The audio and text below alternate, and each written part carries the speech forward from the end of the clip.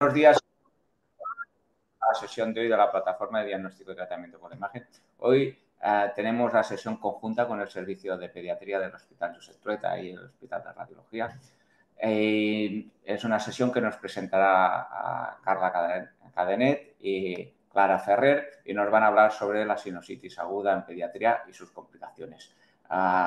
Tenemos como expertos a David Llanos, a Jordi Muxar y Ángel Sánchez.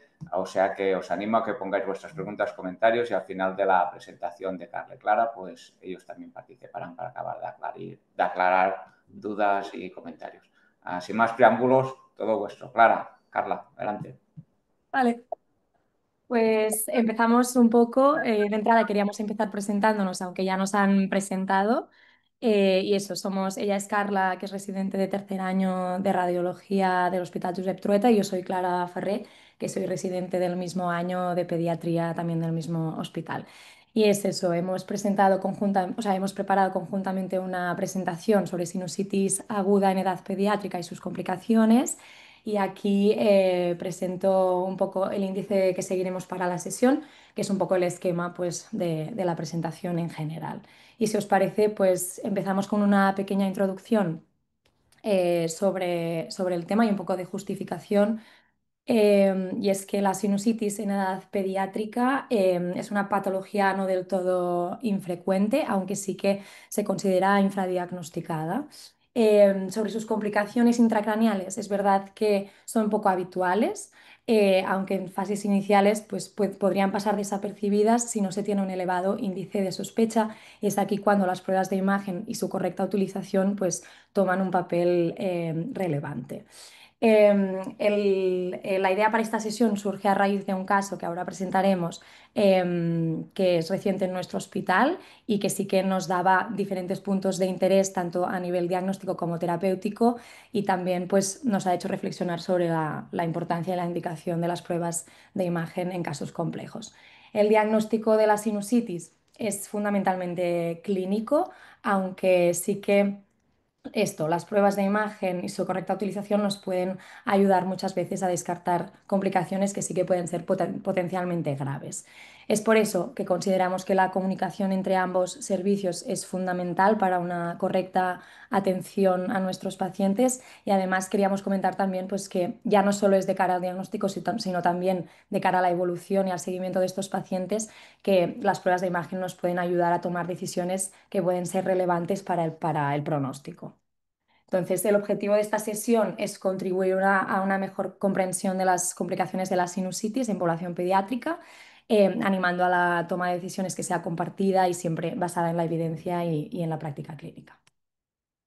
Si os parece, vamos entrando ya en el caso. Se trata de un niño de 13 años que acudió a urgencias de nuestro hospital por una cefalea frontal que era intensa, de 9 días de evolución, y que él mismo puntuaba en la escala EVA con un 9 de 10, y además asociaba también febrícula.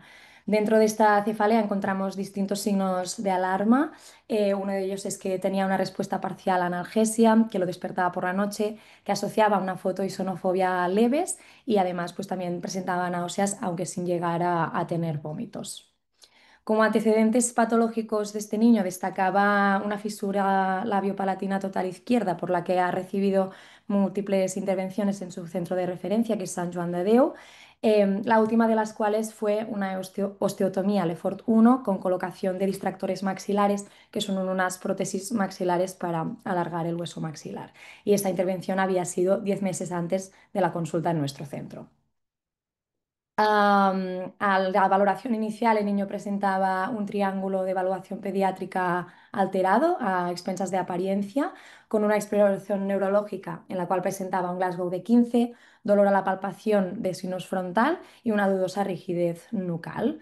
Y como pruebas complementarias iniciales se hizo una analítica en la cual destacaba una leucocitosis de 18.000 de predominio neutrofílico, con una PCR de 15,6, con una coagulación un poco alterada a expensas de TP, y se cursó hemocultivo. Y ante la sospecha de sinusitis con complicación intracraneal, ya se empezó antibiótico endovenoso, inicialmente con cefotaxima, metronidazol y cloxacilina, y se pidió la primera prueba de imagen, que fue intracraneal. Vale, como ha dicho mi compañera, la primera prueba de imagen que le realizamos fue un TAC craneal, que en este caso fue sin contraste, donde lo que nos llamaba más la atención era toda la ocupación de los senos paranasales, como podemos ver del seno frontal, de las celdas etmoidales y también del seno maxilar izquierdo, que presentaba un nivel hidroaéreo en su interior. Tal y como ha comentado Clara, nuestro paciente tenía un antecedente de la fisura labiopalatina total izquierda, tratada con cirugía y también con unos distractores maxilares que podemos ver en la imagen cómo se implantan en este seno maxilar ocupado. Ya fijándonos en la parte intraparenquimatosa, vimos esta hipodensidad frontal anterior izquierda adyacente al seno frontal que, dado el contexto, nos sugería que podría tratarse de un área de cerebritis. Aquí podemos ver una reconstrucción ósea que hicimos posteriormente en los tres planos, donde podemos ver una pequeña dehiscencia ósea en la zona de la fobia etmoidal izquierda. Con todos estos hallazgos decidimos realizarle un TAC craneal con contraste, que como veremos es la prueba de elección, donde no se vieron colecciones intraparenquimatosas subyacentes a este foco de cerebritis, pero sí que vimos unas dudosas colecciones extraxiales, frontal anterior izquierda y frontal parasagital izquierda, que ya veremos más adelante también en la resonancia. Entonces, después de la realización de TAC y de estos hallazgos, se cursó ingreso directamente a UCI pediátrica y de entrada lo que se hizo es optimizar la cobertura antibiótica para portadores de material protésico y se cambió el antibiótico a cefepime, metronidazol y vancomicina. Y se completó estudio también con una punción lumbar en la cual había una pleocitosis pero sin otros hallazgos y se cursó cultivo de líquido cefalorraquídeo. Aparte, se consultó con especialistas, en este caso con otorrino, quien decidió drenaje de los senos y cultivó también exudado purulento extraído de senos paranasales. Y se comentó también con neurocirugía, con quien de forma conjunta se decidió ampliar estudio de imagen solicitando una resonancia cerebral. Vale. En esta primera resonancia, que fue 3 días después del TAC, lo que vimos es este engrosamiento de los surcos frontales anteriores izquierdos, que además también asociaba una hiperintensidad en T2 FLAIR y una marcada restricción de la difusión. No se veían colecciones intraparenquimatosas subyacentes a este foco de cerebritis, lo que sí que ocasionaba era un leve efecto masa con una leve desviación de las estructuras de la línea media en la región anterior. Toda la región facial no era valorable debido al artefacto de los distractores maxilares. Y en la secuencia de T1 ya post-contraste vimos estas colecciones que ya sospechamos en el TAC craneal con contraste, que se encontraban pues, en la región frontal parasagital izquierda y frontal anterior izquierda. Entonces, después de la realización de la primera resonancia, se comentó de nuevo con neurocirugía, a quien desestimó la necesidad de reintervenir en ese momento y decidió mantener el antibiótico sin cambios. Se obtuvieron diferentes resultados microbiológicos, dentro de los cuales solo destacaba el cultivo de exudado de pus de los senos, en el cual se aislaban algunas colonias de Staphylococcus aureus, que era sensible, pero el resto de cultivos, hemocultivo, cultivo de líquido cefalorraquídeo y PCRs bacterianas eran negativas. El niño a nivel clínico tuvo una mejora progresiva con descenso de reactantes a nivel analítico y se quedó afebril. Con todo esto se decidió una desescalada de tratamiento a los 4 días de ingreso con cloxacilina y se añadió después rifampicina por su efecto contra biofilm y se decidió también control por imagen a los 6 días, o sea, 6 días después. Vale. En esta resonancia de control lo que se vio es una mejoría de este engrosamiento de los surcos frontales anteriores izquierdos, también una mejoría de la hiperintensidad en T2 FLAIR y de la restricción a la difusión de estos surcos. Tampoco se veían colecciones intraparenquimatosas subyacentes a este foco de cerebritis y el efecto masa este estaba bastante estable. En las secuencias postcontraste, en el FLAIR 3D postcontraste, lo que se vio era un realce leptomeningio de estos surcos, sugestivo de un componente de meningitis. Y en el T1 3D se veían ya mejor las colecciones extraxiales, que eran pues, frontales parasagital izquierda y frontal anterior izquierda, y también se extendían hasta la región temporal y temporobasal izquierda. Finalmente, se comentaron los resultados tanto con neurocirugía de nuestro centro como con cirugía maxilofacial de Hospital Sant Joan de Déu, con quien de forma conjunta se decidió mantener tratamiento conservador, aunque sí que se valoró ante la sospecha de sobreinfección de este material protésico la retirada en un segundo tiempo quirúrgico. Otros problemas asociados que tuvo el niño durante el ingreso fue esta coagulopatía que remitió después de la administración de 4 dosis de vitamina K y un SIADH que mejoró con la reposición de líquidos. Y el niño a posteriori, después de estar en nuestro centro, se derivó a Hospital Sant Joan de Déu, donde completó un total de 6 semanas de tratamiento antibiótico y recibió alguna otra intervención. Y ya si os parece, nos vamos adentrando a la parte teórica de la presentación. Empezaré hablando un poco del proceso de neumatización de los senos paranasales en la infancia, ya que es un proceso que se produce de forma progresiva a lo largo de la infancia y de hecho el único seno que encontramos formado en el neonato es el seno etmoidal, que se va desarrollando en forma de un complejo de cavidades, al principio sobre todo a nivel anterior y después a nivel posterior. El segundo seno que se forma o que se empieza a formar es el maxilar y lo hace en forma de 2 periodos de crecimiento más acelerado. Uno es durante esta época de los 0 a los 2 años y el otro es a partir de los 7, entre los 7 y los 10 años. A partir de los 2 años empiezan a formarse los senos esfenoidales, o sea, el seno esfenoidal, que tiene un crecimiento más lento y que habitualmente crece de forma asimétrica, que es algo que deberíamos también de tener en cuenta. Igual que en el seno frontal, que es el último en desarrollarse a partir de los 4 o 5 años, que es eso, también lo hace de forma asimétrica. Y así para pediatría sí que siempre debemos de pensar que ante un niño de 5 o menos años con cefalea frontal será difícil tener una sinusitis aguda. Como comentábamos, los senos se van desarrollando a lo largo de la infancia y adquieren finalmente su morfología definitiva al final de la adolescencia. Haremos nada, una pincelada sobre fisiopatología. Tenemos que tener en cuenta que la mucosa nasal y de los senos se constituyen de forma continua y por tanto no puede haber una afectación de la mucosa sinusal si no hay una afectación también de la mucosa nasal. La inflamación de esta mucosa produce un engrosamiento de la misma, pérdida de cilios y una hiperplasia de células caliciformes que todo de forma conjunta produce una obstrucción de los ostium de drenaje, una alteración del flujo de las secreciones y todo conjuntamente una hipopresión en los senos, lo que hace que lo que era un espacio inicialmente estéril se convierta en un espacio donde empieza a haber flora polimicrobiana nasal. Y esto, conjuntamente con la hipersecreción de moco, hace que se convierta en un espacio ideal, un medio de cultivo ideal para el sobrecrecimiento bacteriano. Aquí he puesto esta tabla donde hay algunos factores también asociados o predisponentes para desarrollar sinusitis aguda, en los cuales he destacado algunos en concreto, en particular la alergia, que son pacientes ya pues, con una inflamación de la mucosa nasal de base, la polución y el tabaco a lo que todos estamos expuestos, también anomalías estructurales, como es el caso de nuestro paciente que tenía una anomalía anatómica y algunas otras enfermedades como déficit de IgA o enfermedades crónicas. Por lo que hace a la definición, la sinusitis realmente se define como la inflamación de la mucosa nasal y o sea, uno o más senos paranasales y normalmente se presenta como una complicación de un cuadro de vías altas. Según la duración, la podemos clasificar en aguda, subaguda o crónica. Y a nivel de datos epidemiológicos, tenemos que tener en cuenta que es más frecuente entre los 4 y los 7 años, que la mayoría de veces será de causa viral con los mismos agentes implicados que en el cuadro de vías altas.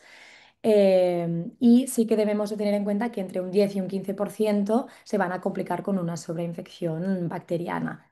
Haemophilus influenza no tipificable, Streptococcus e Moraxella catarrhalis son los principales agentes patógenos implicados, aunque puede haber también afectación por otros gérmenes. Y sí que en nuestro centro no es tan habitual, pero sí en otros centros de más complejidad, donde hay pacientes inmunodeprimidos, tendremos que considerar siempre que no pueda haber infección por hongos, ya que podría ser potencialmente grave.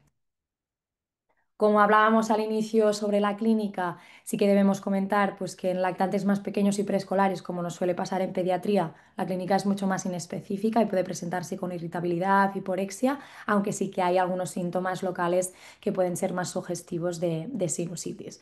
Y en niños mayores o adolescentes sí que suele destacar este dolor o presión facial, sobre todo en la región del seno afecto, con congestión o obstrucción, rinorrea y muchas veces cefalea asociada. Aunque sí que es verdad que esta clínica es muy inespecífica y realmente difícil de diferenciar de un catarro común que se haya prolongado en el tiempo. Es por eso que pongo esta tabla comparativa entre ambas entidades y he subrayado un poco lo que me parecía más relevante. En el caso de la sinusitis, siempre debemos de sospecharla cuando hay una ausencia de mejoría o un empeoramiento de los síntomas a partir de la semana más o menos. Por lo que hace a la fiebre, suele aparecer de forma más tardía que en el catarro de vías altas. La cefalea suele ser más importante y no resuelve. Y además, pues en la sinusitis sí que aparece afectación del estado general, mientras que en un catarro de vías altas es completamente excepcional. Se definen tres formas de presentación de la rinosinusitis en pediatría. Una forma es la de inicio grave, otra es, como comentábamos, la de empeoramiento clínico, sobre todo sospechándose a partir de la semana, y la otra infección persistente si es a partir de los 10 días. El diagnóstico, también como hemos comentado, es fundamentalmente clínico y se tienen que cumplir dos criterios mayores o un criterio mayor y dos o más criterios menores. Aquí dejo los criterios mayores y menores, no los voy a comentar uno por uno porque los criterios mayores realmente responden a la clínica más típica que ya hemos comentado, pero sí que dentro de los menores es donde está la cefalea y otros síntomas como otalgia por dolor referido, halitosis, odontalgia o síntomas más sistémicos. En general, las pruebas de laboratorio no serán necesarias, igual que no lo serán tampoco los cultivos de aspirado nasal o muestras de exudado. Y sobre las pruebas de imagen, ahora nuestra compañera nos va a hablar un poco sobre su indicación. Vale, como ya hemos comentado, el diagnóstico de una rhinosinusitis no complicada es un diagnóstico clínico. Así que, como vemos en estas tablas de la ACR, de la Sociedad Americana sobre la enfermedad rinosinusal, no estaría indicado ningún tipo de prueba de imagen para el diagnóstico de estas. En cambio, cuando sospechemos una complicación asociada, que como ya veremos podrá ser orbitaria o intracraneal, sí que estaría indicado realizar pruebas de imagen. En este caso estaría indicado realizar o bien un TAC con contraste o una resonancia con contraste. El TAC con contraste sería la prueba de imagen indicada como prueba inicial debido a la rápida adquisición de las imágenes y a la mayor disponibilidad que la resonancia magnética, y en cambio la resonancia magnética sería una prueba más sensible que el TAC para el diagnóstico de las complicaciones asociadas.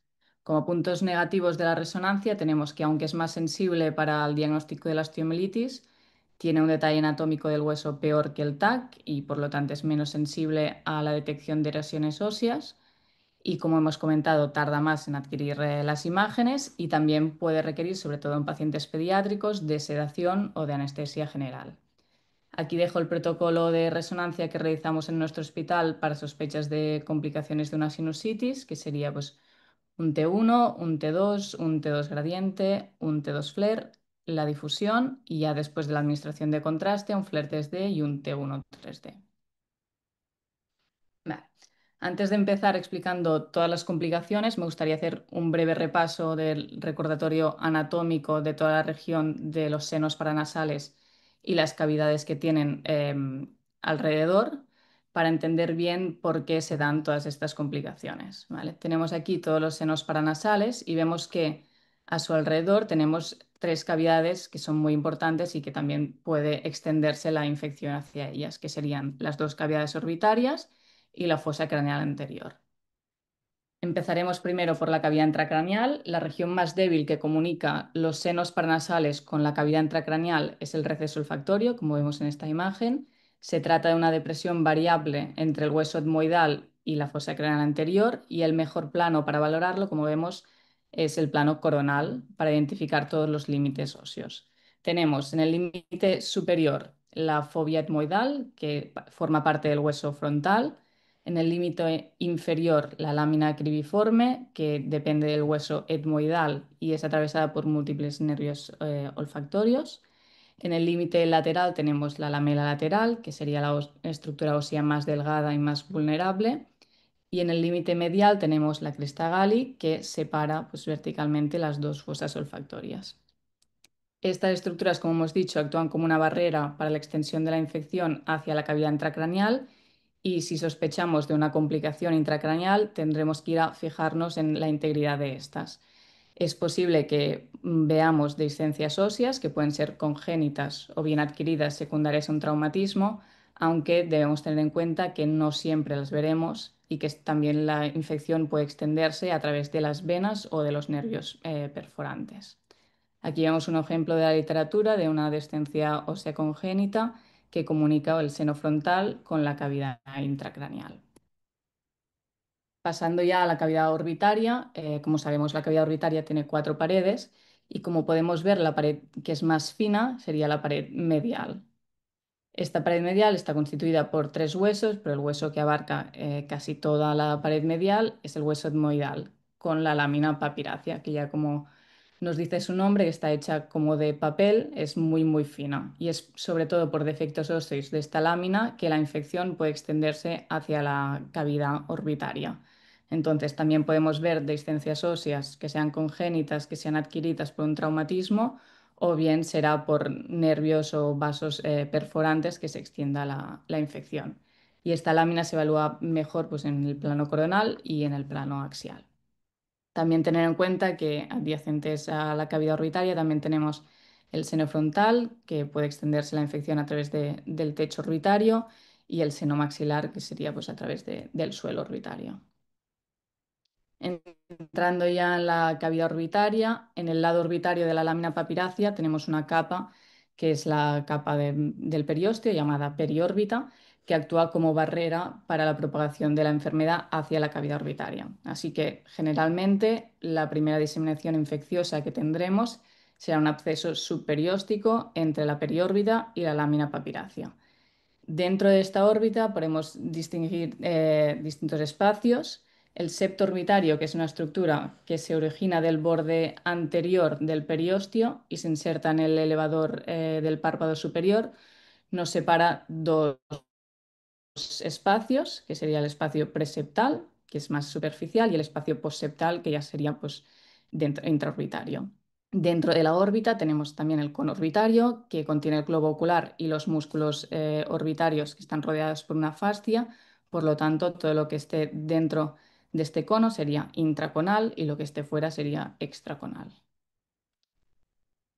Antes de empezar con todas las complicaciones, me gustaría hacer un repaso de los hallazgos de una rhinosinusitis aguda no complicada, que los podríamos dividir en los más inespecíficos y los más específicos. Los más inespecíficos serían el engrosamiento de la mucosa y la opacificación completa del seno, y los más específicos ya serían las secreciones espumosas y los niveles hidroaéreos.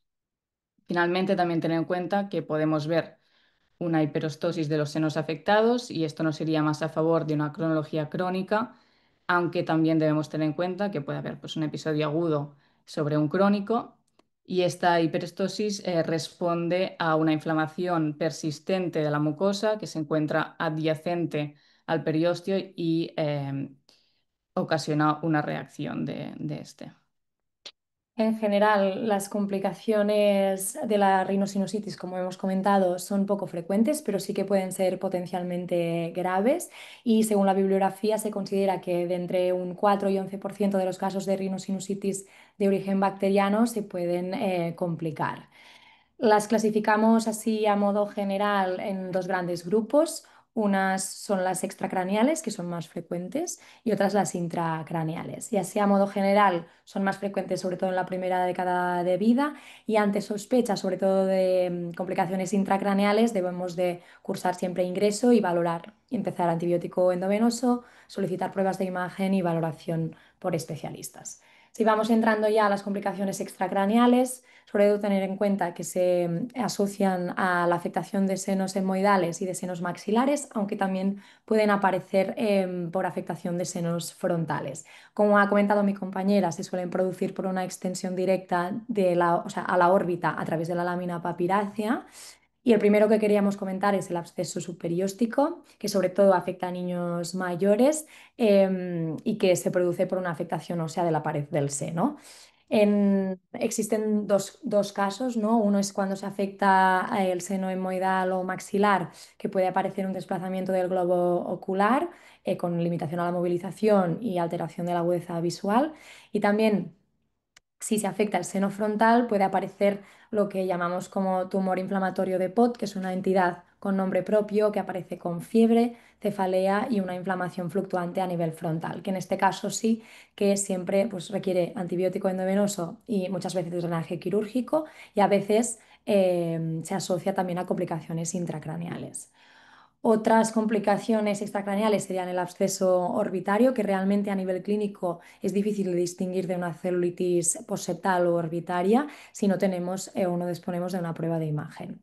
Existe también el mucocele y luego ya las celulitis preseptales y postseptales, que son muy frecuentes en pediatría y de las cuales hablaremos ahora más extensamente. Aquí dejo unas imágenes de un caso real que tuvimos en nuestro centro en septiembre de 2023. Estas son imágenes propias de una niña de 9 años con un tumor inflamatorio de Pott que recibió tratamiento antibiótico durante 4 semanas y drenaje también quirúrgico con resolución completa de la clínica. Si hablamos más extensamente de la celulitis preseptal y postseptal en pediatría, que son entidades muy frecuentes, como comentaba mi compañera, debemos de tener en cuenta que se clasifican en función de la extensión hacia la órbita y que la estructura delimitante es el septo orbitario. Su distinción clínica inicial puede ser complicada a veces, pero sí que es importantísimo diferenciarlas, sobre todo de cara al manejo que debemos de tener. He hecho esta tabla un poco resumen en función de las causas.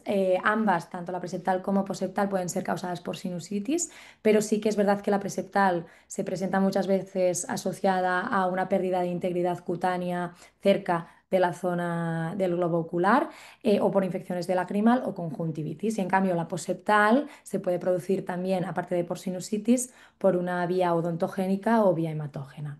En general, en las celulitis preseptales será suficiente con tratamiento ambulatorio vía oral, pero si tenemos sospecha de afectación postseptal debemos de cursar ingreso y valorar tratamiento antibiótico más corticoides y también drenaje quirúrgico si es necesario. Debemos de saber que la celulitis preseptal es la complicación más frecuentemente asociada a sinusitis y he dejado también esta tabla resumen entre ambas entidades bueno, o sea, no, he subrayado también lo que más importante me ha parecido, que es que la fiebre suele aparecer sobre todo en la celulitis orbitaria, pero no en la preseptal. El estado general suele estar afectado en la celulitis orbitaria, igual que hay afectación de la movilización o sea, de la musculatura ocular con diplopia y a veces oftalmoplegia. También debemos de tener en cuenta que a nivel analítico es más habitual que haya una afectación y de forma más marcada que en la celulitis preseptal. Vale, ahora empezaremos a repasar todos los hallazgos radiológicos de estas complicaciones. Empezaremos por el tumor de Pott, que bueno, es un absceso subperióstico, como ha comentado mi compañera, en el hueso frontal, que normalmente surge cuando hay una osteomielitis de este hueso. Es un absceso que está contenido entre la capa del periósteo y el hueso y también asocia habitualmente una extensión intracraneal de la infección, debido a, como hemos comentado, pues, las venas emisarias que no tienen válvulas, a nervios perforantes o a defectos óseos congénitos o adquiridos. ¿Cómo lo veremos en las pruebas de imagen? Veremos una colección líquida superióstica, generalmente con márgenes obtusos, y también podríamos llegar a ver la comunicación entre esta colección y el seno frontal. El TAC nos irá muy bien para ver toda la destrucción ósea de las tablas interna y externa del seno frontal y por resonancia veremos más los hallazgos de osteomielitis, con todo el edema de la médula ósea y el realce. Siguiendo ya también con un absceso perióstico, pero en la región de la órbita, este le veremos típicamente entre la lámina papirácea y la periórbita y por TAC a veces puede ser difícil de detectar, especialmente en etapas tempranas. Tenemos que guiarnos sobre todo por la trabeculación de la grasa orbitaria y cuando ya el absceso aumenta de tamaño aparecerá en forma de media luna, también con los márgenes obtusos y con un realce periférico. Después tenemos la celulitis preseptal, que como hemos dicho afecta la región septal, es decir, la más superficial. En las imágenes lo veremos como un engrosamiento de los tejidos blandos del párpado y un aumento de la densidad de la trabeculación de la grasa, y ya si el tiempo de evolución ya, bueno, si va aumentando, pues podemos ver una formación de un absceso en el espacio preseptal. Después tenemos la celulitis orbitaria, que ya sería con afectación de la región postseptal. Normalmente por TAC lo veremos como una difuminación, una trabeculación de la grasa intraorbitaria. Generalmente también irá en combinación de una celulitis preseptal y a veces también puede ser difícil de diagnosticar con el TAC y nos puede ayudar la resonancia, sobre todo con consecuencias de TEOS STIR. El absceso orbitario es el resultado ya sea de la progresión de una celulitis orbitaria o bien de la ruptura de un absceso subperióstico en la región orbitaria. Veremos ya un aumento considerable de la proptosis del globo ocular, y el absceso puede ser también intraconal o extraconal. Típicamente los secundarios a la celulitis intraorbitaria o al absceso subperióstico serán extraconales, y los abscesos intraconales serán consecuencia normalmente de un traumatismo penetrante o bien de complicaciones quirúrgicas. En este caso, el absceso veremos que forma unos ángulos agudos con la pared orbitaria y, como todos los abscesos, pues tendrá un realce periférico. Si pasamos a hablar de las complicaciones intracraneales, debemos de tener en cuenta que la mayoría de veces se encuentran asociadas a afectación de senos frontales o de senos etmoidales, y que se producen normalmente por una extensión directa también desde una osteomielitis o desde defectos óseos del cráneo. Hay un pico de incidencia en la adolescencia. Debemos de tener en cuenta que requieren tratamiento urgente con antibiótico endovenoso y muchas veces pues drenaje también neuroquirúrgico o endoscopio de los senos afectados. Y además pues son importantes realmente por las secuelas que pueden comportar a nivel neurológico. El primero que queríamos comentar es el absceso intracraneal, que la localización más frecuente es la epidural, aunque puede presentarse también a nivel subdural o parenquimatoso, las cerebritis o meningitis y también la trombosis séptica de seno cavernoso. Vale, empezaremos con esta última. Como sabemos, el drenaje venoso de la región media de la cara, los senos paranasales y las órbitas se realiza a través de una red de venas que no tienen válvulas, y estas venas van a drenar a las venas oftálmicas superior e inferior y estas hacia los senos cavernosos. Por lo tanto, la sinusitis aguda también se puede complicar con una trombosis séptica de estas venas o bien de los senos cavernosos. El hallazgo principal, como vemos en la imagen B, la segunda imagen, será un defecto de reflexión de los senos afectados, que también se pueden ver dilatados y con un borde convexo como resultado del efecto masa. Por resonancia, sobre todo, también podemos ver un aumento del realce dural a lo largo del borde lateral de los senos.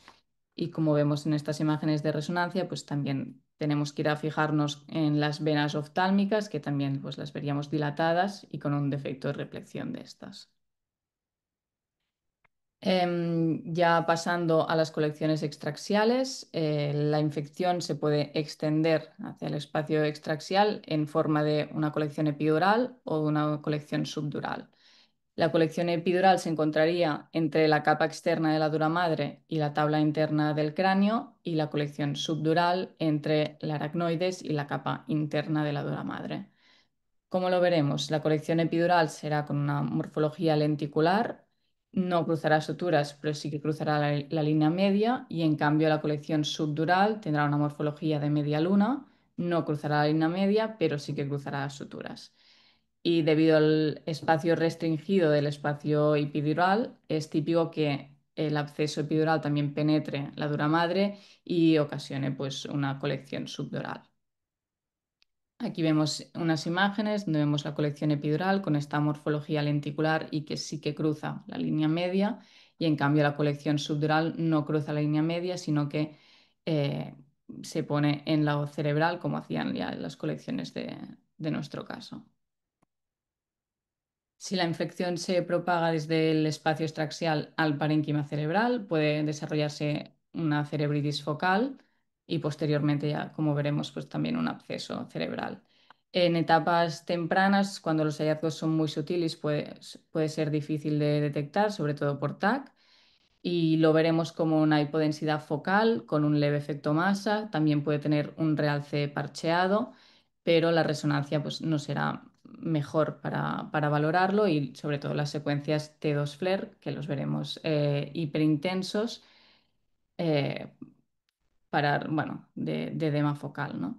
Como vemos en estas imágenes. Cuando la infección progresa, también puede encapsularse y formar un absceso intraparenquimatoso, que como vemos en estas imágenes tendrá un realce periférico, tendrá un área de edema vasogénico perilesional, y todo esto también ocasionará un efecto masa. Las secuencias de difusión típicamente también restringirá. Y finalmente, en cuanto a la meningitis, la prueba gol estándar no serían las pruebas de imagen, sino el análisis del líquido cefalorraquídeo, pero sí que nos podemos ayudar, sobre todo, como hemos visto en nuestro caso, de la secuencia más sensible y específica, que sería el FLAIR 3D postcontraste, donde veremos un aumento del realce leptomeningio. Ya para ir acabando con la sesión, haremos nada, una pincelada sobre tratamiento. En caso de sinusitis, cuando no existan factores de riesgo, el tratamiento indicado es vía oral con amoxicilina a dosis altas, eso sí, entre 80 y 90 miligramos kilo día para cubrir las resistencias de neumococo, aunque sí que ya sí existen criterios, o sea, o factores de riesgo, se puede empezar el tratamiento directamente con amoxicilina clavulánico. Igual que también se puede utilizar la amoxicilina clavulánico como tratamiento de segunda línea si con la amoxicilina no ha sido suficiente, pero si no existen signos de alarma. Siempre cuando hay un cambio de tratamiento, se hace un tratamiento de segunda línea, pues va a depender del tratamiento que hayamos hecho previamente. Si ya requerimos de tratamiento por vía intravenosa, si no existe complicación o si es una sinusitis preseptal que requiera ingreso, se puede utilizar el amoxicilina clavulánico endovenoso, y los casos de celulitis preseptal que requieren ingreso realmente son los que se presentan en lactantes con edad inferior a un año, cuando hay afectación del estado general, cuando hay imposibilidad para apertura ocular o cuando hay un fracaso del tratamiento oral en primera o segunda línea.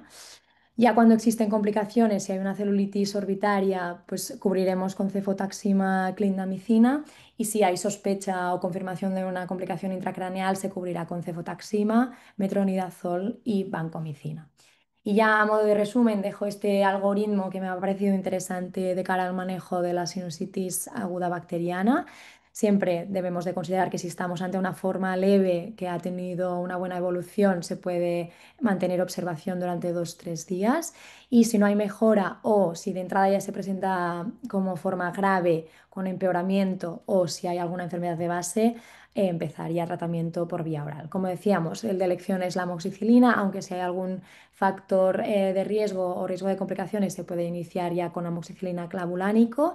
Y ante fracaso terapéutico, si no hay signos de alarma, lo que comentábamos, podemos valorar una segunda tanda de tratamiento antibiótico vía oral, pero si hay aparición de signos de alarma, deberíamos ya de considerar ingreso y antibiótico endovenoso. Pasamos ya a las conclusiones. Debemos de tener en cuenta que únicamente un 10-15% de las rhinosinusitis que sean de origen bacteriano, o sea, que solo un 10-15% son de origen bacteriano y que son las que más riesgo tienen de complicarse. Es importante poder reconocer los signos de alarma que sean sugestivos de complicación, como hemos puesto aquí las más básicas, ¿no? Pero la afectación del estado general, la fiebre prolongada o la alteración neurológica. Vale, el diagnóstico de la sinusitis, como hemos comentado, es eminentemente clínico, aunque las pruebas de imagen tienen un papel fundamental en las sospechas de complicaciones, ya sea pues, orbitaria o intracraneal. Y es muy importante conocer la anatomía para comprender toda la fisiopatología de esta entidad y la evolución de las posibles complicaciones. Y nada, solo comentar también pues que la comunicación y entendimiento entre los dos servicios, como ya hemos dicho, es clave para garantizar una atención que sea adecuada y especializada, sobre todo cuando hay casos de potencial riesgo neurológico. Dejamos aquí la bibliografía que hemos utilizado y muchas gracias.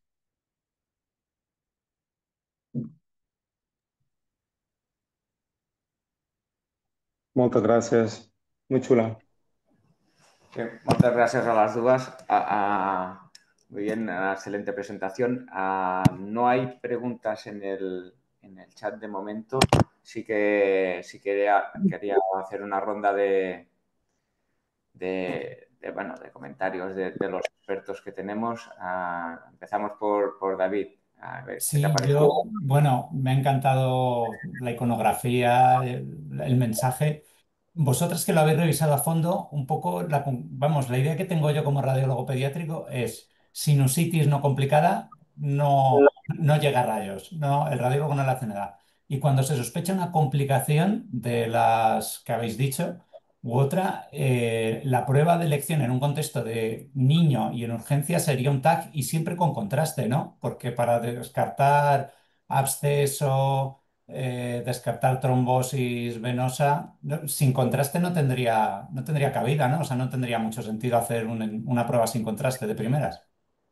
No, realmente nosotros lo hicimos sin contraste al principio porque tampoco nos dijeron cefalea con signos de alarma, pero no la sospecha de Ajá.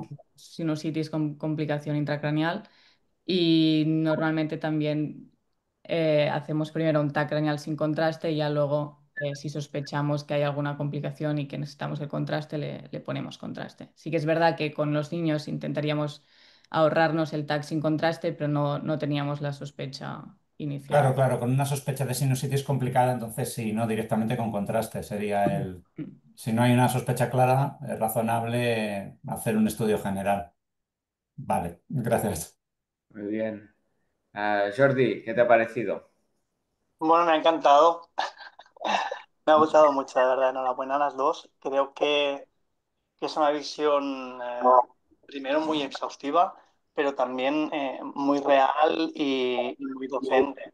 Realmente las complicaciones que pueden tener pueden ser muy, muy graves. Eh, y yo creo que en ese sentido ha quedado todo bastante, bueno, muy, muy abierto.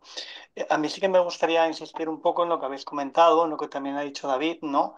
De que si realmente hay una sospecha clínica, el estudio tiene que hacerse directamente con contraste, en este caso de todo el cráneo, porque a veces puedes tener complicaciones un poquito más a distancia de lo que sería el foco inicial.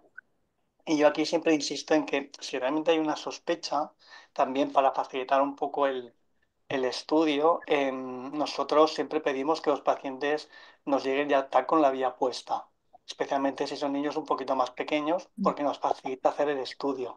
Porque si tienes que, a ver, el TAC sabéis que la adquisición es muy rápida, pero bueno, se puede mover, aunque solo sea medio segundo, ¿no?